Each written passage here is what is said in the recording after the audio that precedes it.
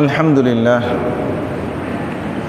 রব্বে করিমের দরবারে লাখো কোটি শুকরিয়া জ্ঞাপন করছি, যিনি আমাদেরকে একটি সম্মানিত মাসের দিকে ধীরে ধীরে নিয়ে যাচ্ছেন নেক আমলের সাথে, ঈমানের সাথে। এই জন্যে মালিকের দরবারে শুকরিয়া আদায় করছি, আলহামদুলিল্লাহ।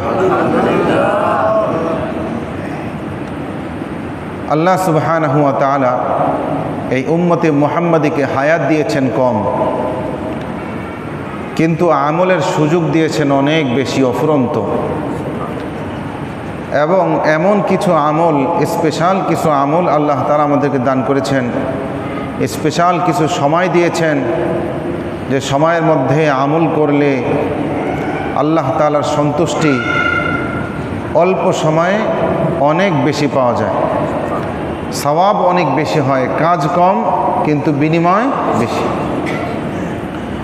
রসুল করিম সাল্লাল্লাহু আলাইহি ওয়াসাল্লাম হাদিসের মধ্যে চমৎকার একটি দৃষ্টান্ত দিয়েছেন, যে হজরতে মুসা আলাইহিস সালামের উম্মত যারা ছিল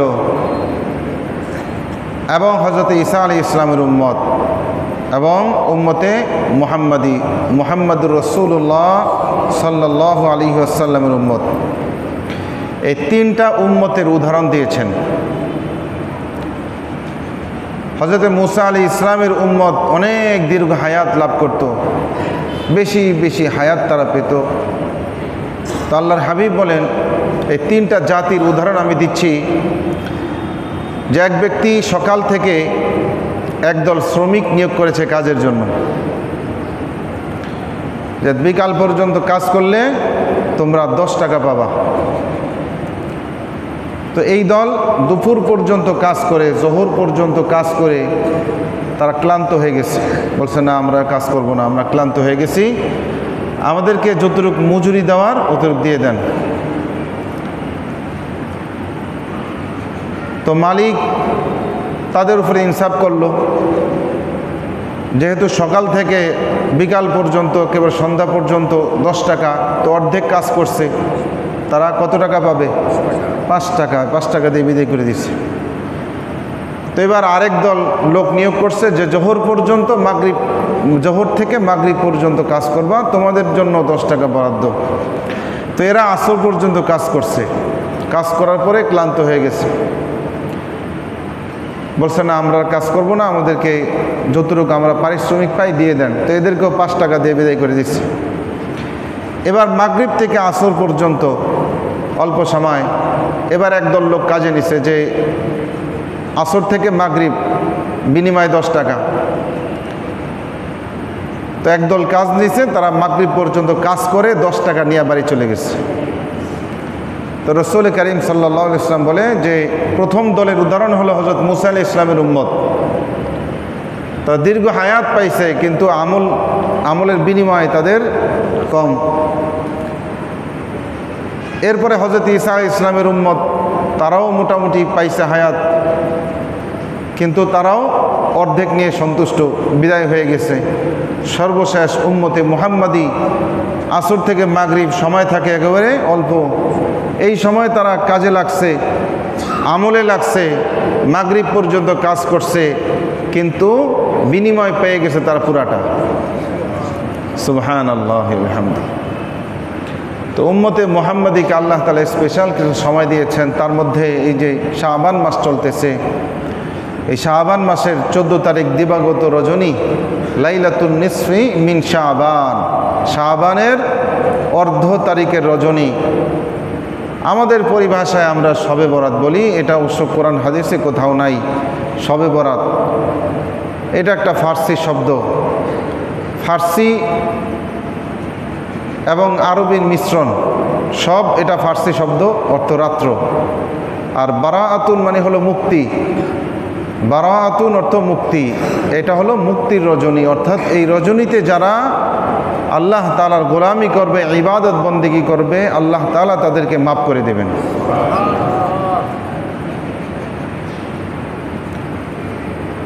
এটা হাদিসের মধ্যে এসেছে, একাধিক হাদিস এসেছে। রসুল করিম সাল্লাল্লাহু আলাইহি ওয়াসাল্লাম আম্মাজান আয়েশা রাদিয়াল্লাহু তাআলা আনহার ঘরে ছিলেন।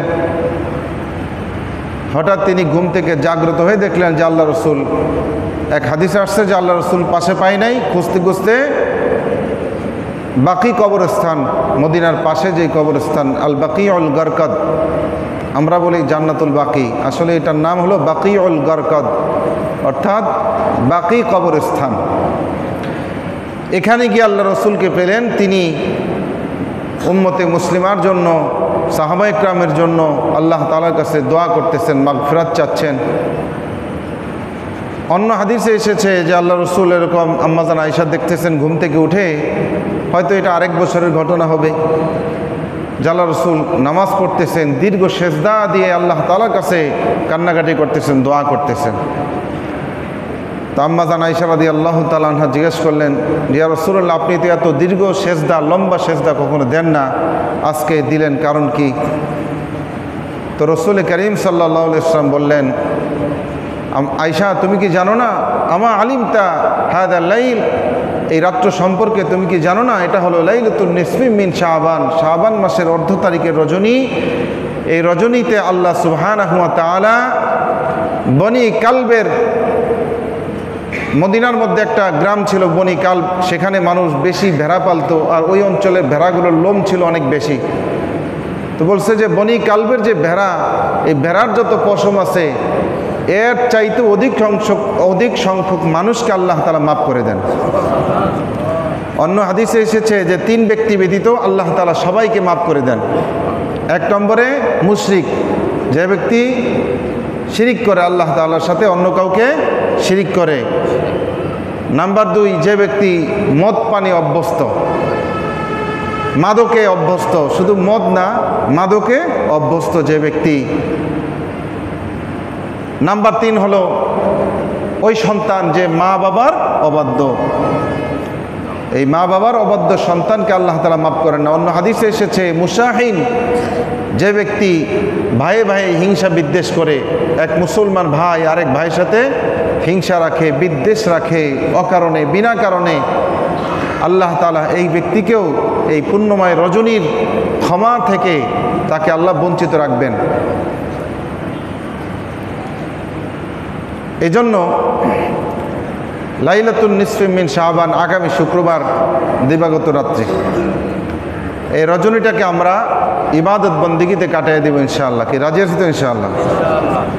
এই রজনীকে কেন্দ্র করে সমাজে যে সমস্ত বিদআত চালু রয়েছে, কুসংস্কার চালু রয়েছে, এখান থেকে আমরা বিরত থাকব। মসজিদকে আলোকসজ্জা করা, কবরস্থান লাইটিং করা, এখানে তো প্রতি বছর হয়। অন্যান্য মসজিদের ইমাম সাহেবরা আমাকে ধরে যে হুজুর আপনার এখানেই তো হয়, আর আমি তো সবসময় বলি যে এগুলা বিদআত, এগুলা কোরআন সুন্নাহর কোথাও নাই। ইবাদতের নিয়তে এগুলা করা গুনাহ, আর এমনি এমনি করা অপচয়। অপচয়কারী কার ভাই? কি? শয়তানের ভাই। দেওয়াল লাইটিং করা, মসজিদ লাইটিং করা, এগুলো হলো হিন্দুদের সাদৃশ্য কাজ। হিন্দুদের মধ্যে একটা পূজা আছে, দেওয়ালি পূজা, নাম শুনছেন আপনারা? দেওয়ালে দেওয়ালে তারা কি করে? মোমবাতি জ্বালায়, আলোকসজ্জা করে। এটা এসেছে মূর্তি পূজকদের, অগ্নি পূজকদের সংস্কৃতি থেকে। পৃথিবীতে একটা দল আছে, তারা আগুন পূজা করে। এই সংস্কৃতি থেকে হিন্দুদের আসলে তাদের ধর্ম বলতে কিছু নাই, তারা হলো কুসংস্কারে বিশ্বাসী। যেখানে যেটা ভালো দেখে ওইটারই তারা পূজা শুরু করে দেয়। হ্যাঁ, কিছুদিন আগে ভারতে এক মন্দিরের এসির পানি পড়ছে, দেওয়াল চুয়া এসির পানি পড়তেছে, কোথাও দিয়ে হয়তো লিক হয়ে গেছে। তারা মনে করতেছে এটা তাদের যে ঠাকুর, সে তার আশীর্বাদ, ওইটা নিয়ে মাথায় দেয়, চুমা দেয়, খায়, পানি খায়। কি একটা অবস্থা! এখন ভাগ্য ভালো যে এসির পানি লিক হয়েছে। যদি মনে করেন যে আপনার কি 2 নম্বরের যে পানি আছে ওইটা যদি লিক হয়ে যায় তাহলে অবস্থা কী ছিল? হ্যাঁ, তো যাই হোক, তো তারা কুসংস্কারে বিশ্বাসী। এখন আমরা সত্য ধর্ম পেয়েছি, কোরআন পেয়েছি, আল্লাহ রসুলের সুন্নাহ পেয়েছি, ওলামা ইকরামের সোহবত পেয়েছি। এখন আমরাও যদি সেই কুসংস্কারে নিমজ্জিত হয়ে যাই, তাহলে তাদের মাঝে আর আমাদের মাঝে পার্থক্য রইল কোথায়? এজন্য আমাদের আমল হতে হবে বিদআত মুক্ত আমল, ইমান হতে হবে শিরিক মুক্ত ইমান। 2টা জিনিস। 1 নম্বরে কি? বিদআত মুক্ত আমল। নাম্বার 2 শিরিক মুক্ত ইমান। অনেক মুসলমান আমাদের দেশে আছে, কিন্তু তারা শিরিকের সাথে সম্পৃক্ত আছে কি নাই? মাজার কেন্দ্রিক যত মুসলমান আছে, মনে রাখবেন, যারা মাজার পূজারী, বিভিন্ন মাজারে মাজারে দৌড়ান, তাদের প্রতি আমি শ্রদ্ধা রেখেই বলছি, আপনারা এই কাজটা করবেন না। মাজারের সাথে ইসলামের কোনো সম্পর্ক নাই। এই মাজার কেন্দ্রিক যত মুসলমান ভাই আছেন, তাদের ইমানটা সলিড ইমান না। আমাদের দরকার সলিড ইমান, যেই ইমানের মধ্যে কোনো শিরিক নেই। রসুল করিম সাল্লাল্লাহু আলাইহি ওয়াসাল্লাম বলেছেন, আখলিস দীনাকা ইয়াকফিকাল আমালুল কলিল। তুমি তোমার ইমানকে খাঁটি করো, অল্প আমল তোমার নাজাতের জন্য যথেষ্ট হয়ে যাবে। আমাদের এত বেশি আমল দরকার নাই তো, কিন্তু আমাদেরকে ইমানটা খাঁটি রাখতে হবে আর গুনাহ থেকে বেঁচে থাকতে হবে। 10টা ইবাদত করা যেই কথা, একটা গুনাহ থেকে বিরত থাকা তার চাইতে বড় কথা। কি বোঝা আসছে? 10টা ইবাদত করলাম, কিন্তু ওই যে একটা গুনাহ করলাম, ওই 10টা ইবাদত সব শেষ।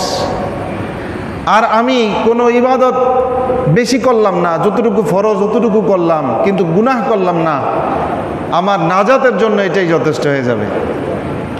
এজন্য মাজার কেন্দ্রিক ভাইরা, আপনারা এই পথ থেকে ফিরে আসার জন্য আহ্বান জানাচ্ছি। রজব, শাবান এগুলা কি বরকতি মাস না? রজব মাস তো হারাম মাস, সম্মানিত মাস, কিন্তু এই রজব মাস আসলে, শাবান মাস আসলে মূর্তি পূজক, মাজার পূজকদের উৎপাত বেড়ে যায়, আছে কি নাই? সারা রাত ধরে গান বাজনা করে, ঢোল তাবলা বাজায়, আর তারা মনে করে যে তারা ইবাদত বন্দেগী করতেছে। এটা খুবই বদনসিবের লক্ষণ। কোনো ব্যক্তি যদি গুনাহ করে আর মনে করে যে আমি গুনাহ করতেছি, আমার কাজটা গুনাহ হইতেছে, কোনো না কোনো সময় গিয়ে তার কপালে হেদায়েত আল্লাহ তাআলা রাখবেন। কারণ কেউ যদি পাপকে পাপ মনে করে এখান থেকে সে ফিরে আসার চেষ্টা করবে যে না, কাজটা আমার ভুল হচ্ছে, আজ না হয় কাল আমি ফিরে আসছি। কিন্তু কেউ যদি গুনাহকে ইবাদত মনে করে, ওই ব্যক্তির গুনাহ ছাড়ার সম্ভাবনা নাই, আছে? নাই। এজন্য বেদাতির কপালে হেদায়েত নাই। বেদাতির কপালে কি নাই? হেদায়েত নাই। তো মাজার কেন্দ্রিক ভাইরা, এরা ঢোল তাবলা বাজায়, গান করে, বেপরদা মহিলা দিয়া গান করায়। আর এমন কোনো মাজার নাই, এমন কোনো ওরস নাই যেখানে গাজার কর্নার নাই। কি ভুল বললাম? ওরসের অপর নাম গাজা, ওরসের অপর নাম গাজা, ওরসের অপর নাম মাজার, ওরসের অপর নাম গুনাহ, বিদআত, শিরিক। এগুলো হলো প্রতিশব্দ। আবার ওরসের শুরুতে কি লেখা থাকে? মহাপবিত্র। মহাপবিত্র যদি ওরস হয়, তাহলে মানুষের পায়খানা কি? মানুষের পায়খানা এটা ওরসের চাইতে আরো বেশি পবিত্র। মানুষের পায়খানার চাইতেও নিকৃষ্ট ওরস। এখান থেকে ভাই ফিরে আসেন, আল্লাহর ওয়াস্তে করজোর করে অনুরোধ করি, ইমানটা খোয়াবেন না। এই ইমান আপনি তো সস্তায় পাইছেন, কিন্তু যারা আমাদের পর্যন্ত ইমান পৌঁছাইছে তারা এই ইমান সস্তায় পায় নাই। সাহাবা একরাম তাদের তাজা রক্ত জমিনে ঢাইলা দিয়া, মরুভূমির মধ্যে ঢাইলা দিয়া ইমান কিনছে। ওই ইমান আপনি আর আমি ফ্রি পাইছি, এজন্য ইমানের কোনো মূল্য আমাদের কাছে নেই। কিন্তু যারা আমাদের পর্যন্ত পৌঁছাইছে এরা বহুত যুদ্ধ করছে। শাহজালাল ইয়ামানি রহমতুল্লাহ আলাই, শাহজালালের নামে কি করে? উরুস করে, ভণ্ডামি করে। এই শাহজালাল এমনি এমনি আসে নাই।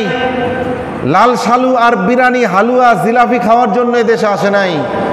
এদেশে গৌর গোবিন্দ নামক এক হিন্দু ভণ্ড শাসককে তাড়ানোর জন্য, তার বিরুদ্ধে জিহাদ করার জন্য এদেশে এসেছে, ঠিক কিনা?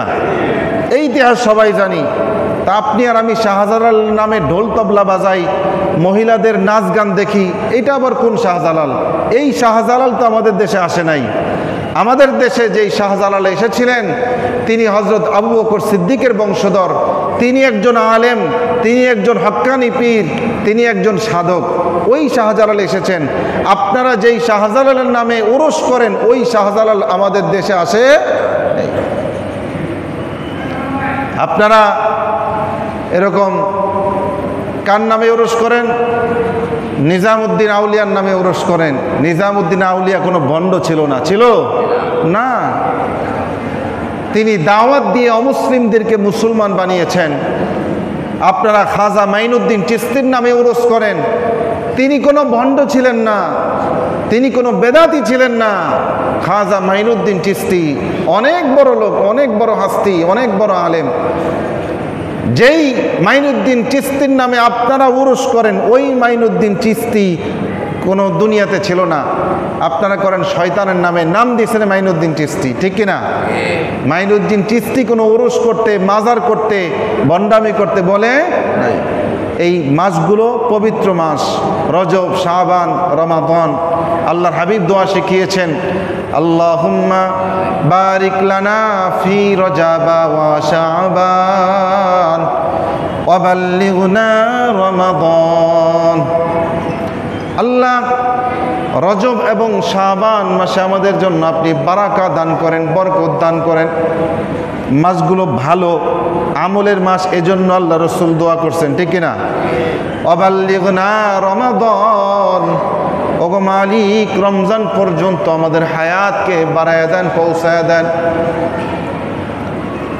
কিতাবের মধ্যে রয়েছে, কোন মুসলমান যদি শাবান মাসে কিংবা রজব মাসে দোয়া পাঠ করলো, আল্লাহ সুবহানাহু ওয়া তাআলা তাকে দোয়া পাঠ করার তৌফিক দিয়া দিল।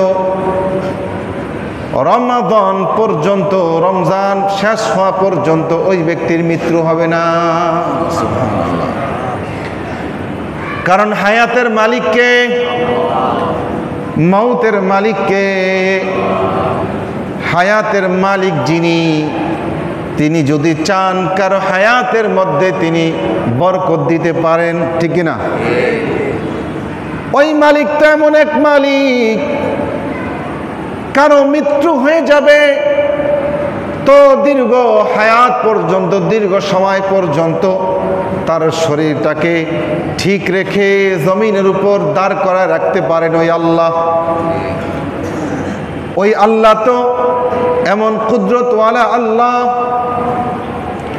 যিনি হযরতে ইউসা আলাইহিস সালামকে দীর্ঘ 100 বছর পর্যন্ত মৃত্যু দিয়ে আবার তিনি জীবিত করতে পারেন ওই আল্লাহ। ওই আল্লাহ তো এমন কুদরতওয়ালা আল্লাহ, যিনি আসহাবে কাহাফের 6 জন মুমিন যুবকদেরকে 309 বছর পর্যন্ত মৃত্যুর মতো ঘুম দিয়া আবার জাগ্রত করতে পারেন। কি বলেন, পারেন কি না? কিছুদিন আগে পত্রিকায় দেখছি যে গোটা বিশ্বের মধ্যে সব চাইতে বেশি ঔষধ বিক্রিত হয়েছে গ্যাস্ট্রিকের ওষুধ, ঠিক কিনা? গ্যাস্ট্রিকের ওষুধ চিনে না এমন কোনো বাঙালি নাই। কিছু হইলেই এবার পেটের ভিতরে অন্য কোনো সমস্যা হোক, একটু সমস্যা হয়েছে, জ্বালাপোড়া করছে, দৌড় দিয়া গিয়া দোকানে একটা গ্যাস্ট্রিকের ওষুধ দেন। তো এটা সবচাইতে বেশি বিক্রিত। কিন্তু এমন কোনো ঔষধ যদি আবিষ্কার পৃথিবীতে হইতো যেটা খাইলে 1 মাসের হায়াত বাড়ে, কি বলেন, এই ঔষধের সাথে অন্য কোনো ঔষধ পারত? এই ঔষধ সবচাইতে বেশি বিক্রিত ঔষধ হইতো, ঠিক কিনা? কিন্তু এমন কোনো ঔষধ নাই। তাতে কি হয়েছে? আপনার আমার নবী মুহাম্মদুর রাসূলুল্লাহ সাল্লাল্লাহু আলাইহি ওয়াসাল্লাম ঔষধের চাইতে বেশি কার্যকর দোয়া আমাদেরকে শিক্ষা দেয়া গেছেন। সকালবেলা পড়বা 3 বার, বিসমিল্লাহিল্লাযী লা ইয়াদুররু মা ইসমিহি শাইউন ফিল আরদি ওয়ালা ফিস সামাই ওয়া হুয়াস সামিউল আলিম। 3 বার পাঠ করবা। আল্লাহর হাবিব বলেন, সন্ধ্যা পর্যন্ত ওই ব্যক্তির কোনো বিপদ আপদ তো দূরের কথা, ওই দিন তার মৃত্যু হবে না। হায়াত বাড়াইতে চাই আমরা, হায়াতের মধ্যে নিরাপত্তা চাই, কিন্তু দুনিয়াবি আসবাব গ্রহণ করে আল্লাহ রসুল যে দোয়া শিক্ষা দিয়েছেন ওই দোয়া পাঠ করে আমরা নিরাপত্তা লাভ করতে চাই না, হায়াতও বাড়াইতে চাই না। আমরা আসবাবপত্রের প্রতি আমাদের ইয়াকিন ঢুকে গেছে। সাহাবেদের ঈমানের সাথে আমাদের ঈমানের এখানেই পার্থক্য। সাহাবীরা 2 রাকাত নামাজ পড়ছে, ঘরের মধ্যে খাবার নাই, আল্লাহর হাবিব বলে দিছে নামাজ পড়ো, নামাজের মাধ্যমে আল্লাহ রিজিক দিবে। আল্লাহ তাআলা কোরআনে হাকিমে বলেছেন, ওয়ামুর আহলাকা বিসসালাতি ওয়াসতাবির আলাইহা লা নাসআলুকা রিজকা নাহনু নারযুকুকা ওয়াল আকিবাতু লিত্তাকওয়া। আল্লাহ তাআলা কোরআনে হাকিমে বলেন, নবী গো, আপনি আপনার আহলকে নামাজের আদেশ দেন। ওয়ামুর আহলাকা বিসসালাহ, আপনি আপনার পরিবারস্থ লোকদেরকে নামাজের কথা বলেন, নামাজের হুকুম দেন। ওয়াসতাবির আলাইহা, এবং আপনি নিজেও এই নামাজের উপর ইস্তেকামাত থাকেন, অটল থাকেন। লা নাসআলুকা রিজকা, আমি আপনার কাছে রিজিক চাই না, নাহনু নারযুকুকা, আমি আপনাকে রিজিক দেব। বোঝা গেল নামাজের সাথে রিজিকের সম্পর্ক। আল্লাহর হাবিব সাহাবীকে শেখাই দিয়েছে, সাহাবী মসজিদে গিয়া নামাজ পড়ো তো আল্লাহ রিজিক দেবে। সাহাবী 2 রাকাত নামাজ পড়ছে, ঘরে গিয়া বিবিকে বলতেছে, বিবি রে, খাবারের কোনো ব্যবস্থা হয়েছে নাকি? না, হয় নাই। সাহাবী বলতেছে, আল্লাহর রাসূল যা বলেছে সত্য বলেছে, নামাজের মধ্যে অবশ্যই রিজিক আছে, আমার নামাজটা হয় নাই, আমি আবার 2 রাকাত নামাজ পড়ি। সাহাবী দৌড়াইসা নামাজে দাঁড়াইছে, নামাজ পড়ে আবার গেছে, না না, এখনো খাবারের ব্যবস্থা হয় নাই, রিজিক আসে নাই। সাহাবী মনকে বুঝিয়েছে, মন, আল্লাহ রসুল বলেছে এটাই সত্য, তোমার নামাজ হয় নাই, তুমি আবার নামাজ পড়ো। সাহাবী মসজিদে আসছে, মসজিদে এসে নামাজে দাঁড়িয়ে গেছে। তৃতীয়বার যখন নামাজ পড়ল, ঘরের মধ্যে গিয়ে দেখে আটা পিষানোর যেই জাতা আছে, আগের জামানায় আটা পিষানো হতো, জাতা অটোমেটিক ঘুরতেছে, আর তার বিবি আটা নিয়ে পাত্র ভরতে ভরতে এখন আর কোনো পাত্র খালি নাই। সাহাবীদের ঈমানের সাথে আমাদের ঈমানের পার্থক্য এখানে। সাহাবীদের ইয়াকিন ছিল বড় মজবুত। সাহাবীরা শিখছে আগুন হযরত ইব্রাহিম আলাইহিস সালামকে কোনো ক্ষতি করতে পারে নাই, সুতরাং আগুনের মধ্যে কোনো ক্ষমতা নাই, ক্ষমতার মালিক কে? সাহাবীরা শিখছে ছুরি হযরত ইসমাঈল আলাইহিস সালামকে জবাই করতে পারে নাই, ছুরির ক্ষমতা নাই, ক্ষমতার আসল মালিক হলেন আল্লাহ। সাহাবীরা শিখছে মাছ হযরত ইউনুস আলাইহিস সালামকে খেয়ে হজম করতে পারে নাই, মাছের কোনো ক্ষমতা নাই, পানির ক্ষমতা নাই, ক্ষমতার মালিক কে? এই ইয়াকিন সাহাবীদের মধ্যে পূর্ণ মাত্রায় ছিল। এজন্য সাহাবীরা দোয়া পাঠ করত। সাহাবীরা আসবাবের প্রতি তাদের ইয়াকিন ছিল না, তাদের ইয়াকিন ছিল আসবাবের যিনি মালিক, সব কিছুর যিনি মালিক, তার প্রতি সাহাবায়ে কেরামের পূর্ণ ঈমান ছিল। এজন্য সাহাবায়ে কেরাম দোয়া পাঠ করতেন, কালেমা পাঠ করতেন, সূরা ফাতিহা পাঠ করতেন, সঙ্গে সঙ্গে তাদের উদ্দেশ্য হাসিল হয়ে যেত। কিন্তু আমাদেরটা হয় না, কারণ আমরা আসবাবের প্রতি বেশি ইয়াকিন দেয়া ফেলছি। আমাদের যদি কোনো অসুখ হয়, কোনো বিমারি হয়, প্রথমেই আমাদের মনটা চলে যায় ডাক্তারের দোকানের দিকে, প্রথমেই আমাদের ইয়াকিনটা চলে যায় ঔষধের প্রতি, প্রথমেই ইয়াকিন চলে যায় কোন ডাক্তার আছে ভালো, কোন হাসপাতালে গেলে রোগটা ভালো হবে, ঠিক কিনা? চিকিৎসা গ্রহণ করা এটা সুন্নাহ, কিন্তু রোগ যিনি দিয়েছেন আগে তার কাছে চাইতে হবে, ঠিক কিনা? হযরতে মুসা আলাইহিস সালামের ঘটনা আসছে কিতাবে। একবার হযরতে মুসা আলাইহিস সালামের পেটে ব্যথা হয়েছে, আল্লাহ তাআলার কাছে বলল, আল্লাহ তাআলা গাছ দেখায় দিছে, মুসা এই গাছের পাতা আপনি খান, পেট ব্যথা ভালো হবে। মুসা আলাইহিস সালাম গাছের পাতা চিবায় খাইছেন, পেট ব্যথা ভালো হয়ে গেছে। কিছুদিন পরে আবার পেট ব্যথা হয়েছে। এবার মুসা আল্লাহর কাছে না বইলা, মুসা আলাইহিস সালাম তো জানছেই যে আল্লাহ তো বলে দিছে এই গাছের পাতার মধ্যে শিফা আছে, গিয়া পাতা খাইছে, পেট ব্যথা ভালো হয় না। আল্লাহ তাআলার কাছে বলল, আল্লাহ তুর পাহাড়ে চলে গেছে, ওগো আল্লাহ আরেকবার পেট ব্যথা হয়েছে, আপনি গাছ দেখায় দিয়েছেন, পেট ব্যথা ভালো হয়ে গেছে, এবারও গিয়া আপনি পাতা খাইলাম, এখন তো পেট ব্যথা ভালো হয় না, কারণ কি? আল্লাহ তাআলা বলল, মুসা রে, আগের বার ওই পাতার মধ্যে আমার হুকুম ছিল, এই জন্য পেট ব্যথা ভালো হয়েছে, কিন্তু এইবার এই পাতার মধ্যে আমার হুকুম নাই, এই জন্য ভালো হয় নাই। ঠিক না? একই রোগের জন্য ডাক্তার দেখাইছেন, প্রেসক্রিপশন দিছে, ওষুধ খাইছে, ভালো হয়ে গেছেন, পরের বার ওই রোগ হয়েছে, প্রেসক্রিপশনটা ডাক্তারের না দেখায় ফার্মেসি দেখায় ওষুধ খান, দেখবেন অনেক সময় ভালো হয় না। ঠিক না? এজন্য ভাইরা আমার, আল্লাহর হাবিব দোয়া শিক্ষা দিয়েছেন, কেউ যদি হায়াতকে দীর্ঘায়িত করতে চাও, হায়াতকে লম্বা করতে চাও, তো রজব মাস আসলে দোয়া পড়ো, আল্লাহুম্মা বারিক লানা ফি রজব ওয়া শাবান ওয়া বাল্লিগনা রমাদান। আল্লাহ রমজান পর্যন্ত দয়া করে পৌঁছায় দেন। হায়াতের মালিকের কাছে বললে হায়াতের মালিক হায়াত বাড়ায় দেয়। এজন্য দেখেন না, ওই জাহান্নামের মালিককে কেউ যদি সকালবেলা ফজরের পরে 7 বার করে আল্লাহুম্মা আজিরনি মিনান নার, দোয়াটা কি বলেন না আমার সাথে?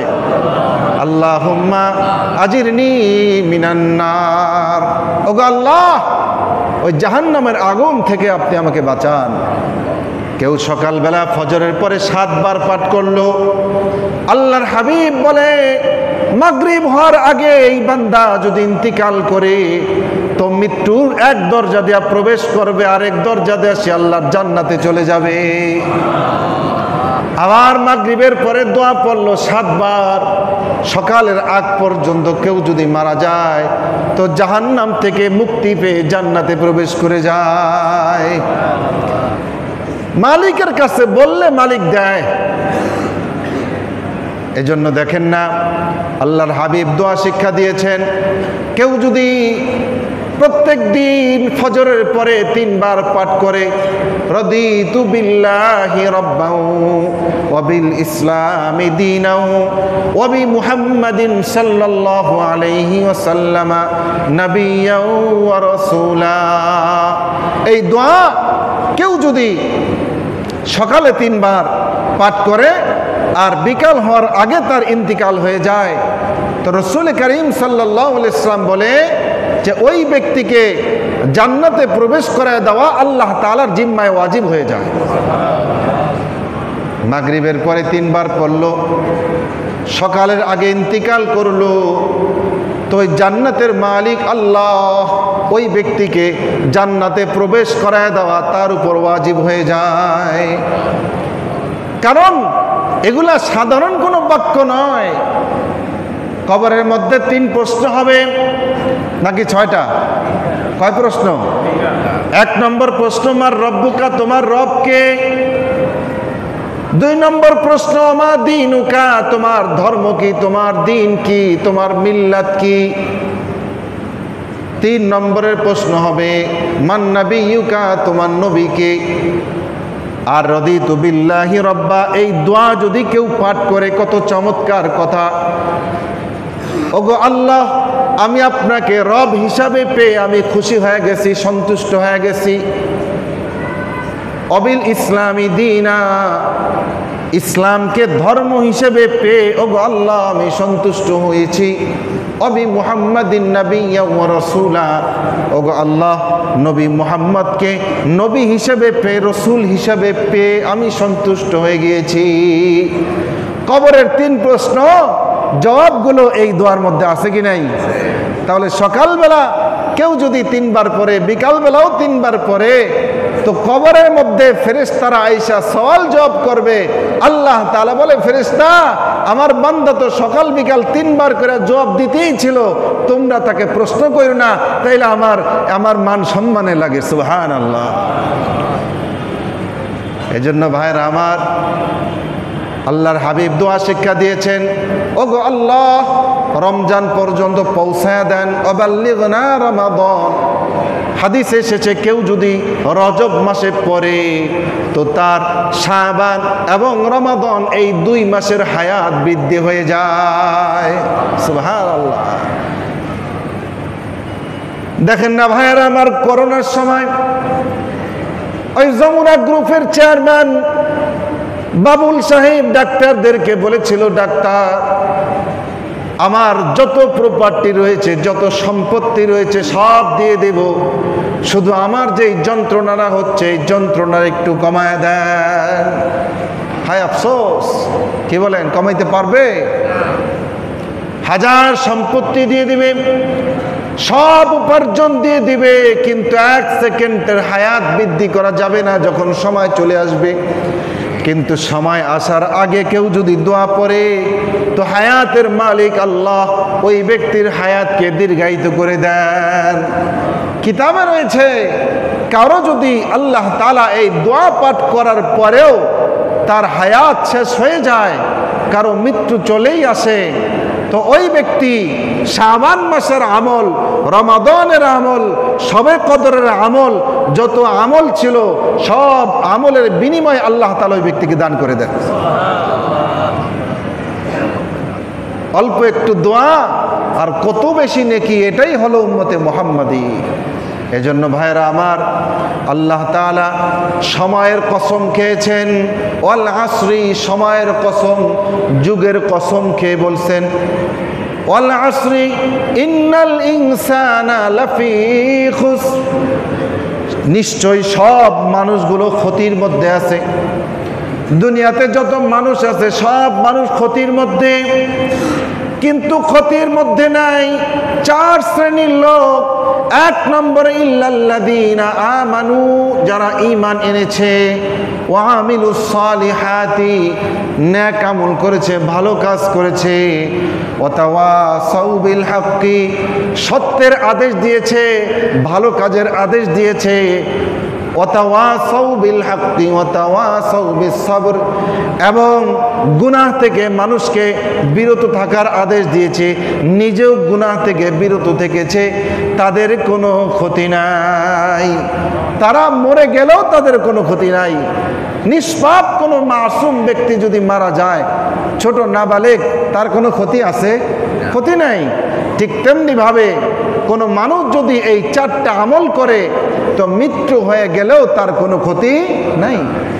এজন্য হায়াত পাইলাম কিন্তু হায়াতকে কাজে লাগাইলাম না, তাহলে আমার কোনো সফলতা নাই। আর হায়াত পাইলাম, হায়াতকে নেক কাজে লাগাইলাম, তাইলে আমার কি আছে? সফলতা আছে। এজন্য ভাইরা আমার, বহু যুবক ভাই এই আশায় দিনারিপাত করে, আমার এখনো অনেক হায়াত আছে, বৃদ্ধ হব, দাড়ি চুল পাকবে, নাতি নাতকুর হবে, লাঠি নিয়ে হাঁটবো, তাসবিহ নিব, মসজিদের মধ্যে এসে ইবাদত বন্দেগী করব।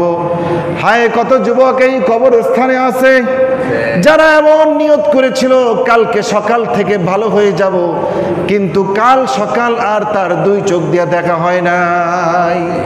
কি বলেন, ঠিক কিনা? হায় কত মানুষ কত আশা আকাঙ্ক্ষা নিয়ে জীবন যাপন করে, অথচ আজকে আমি এখানে, কালকে আমি কোথায় থাকব এটার কোনো নিশ্চয়তা নাই। এজন্য ভাইয়েরা আমার, বলে ভালো হয়ে যাব কবে? মৃত্যুর আগে। মৃত্যুর আগ কোনটা? বলে এখন হলো মৃত্যুর আগ, এটাই হলো মৃত্যুর পূর্বে, ঠিক কিনা? কারণ একটু পরেই আমার মৃত্যু হতে পারে। হায় কত যুবক রসুলের সুন্নাত অন্তরে লালন করে না, রসুলের সুন্নাত মুখের মধ্যে রাখে না। আপনি রসুলের সুন্নাতকে ভালোবাসেন, সব কিছু ঠিক আছে, কিন্তু এগুলা কিন্তু দৃশ্যমান করে আপনি কবরে যেতে পারবেন না। রসুলের একটা সুন্নত দৃশ্যমান রেখে আপনি কবরে যেতে পারবেন, সেটা হলো রসুলের সুন্নাত দাঁড়ি, ঠিক কিনা? এটা দেখা যায়, বাকিগুলা দেখা যায় না। এজন্য কত যুবক ইন্তিকাল হয়ে গেল, ক্লিন শেভ করা, মোচ আছে, বড় বড় আছে কি নাই? হায় আফসোস, দাড়ি রাখবে, বড় হব, ভালো আমল করব, এমন নিয়তে অনেক যুবক দিন অতিবাহিত করে। কিন্তু এমন সময় তার মৃত্যু হয়ে যায়, দাড়িগুলো ক্লিন শেভ, মোজগুলা বড় বড় আছে কি নাই? এজন্য ভাইয়েরা আমার মৃত্যু কখন আসবে কেউ জানে না, কেউ জানে না। সামনে রমাদান আসতেছে, এখন থেকেই আমি ভালো হয়ে যাই, এখন থেকেই আমি গুনাহ ছেড়ে দেই, এখন থেকেই তওবা করি। আল্লাহ তাআলা আমাদের সবাইকে আমল করার তৌফিক দান করেন। যারা সুন্নত পড়ে নাই, 4 রাকাত সুন্নত নামাজ পড়ে নেই,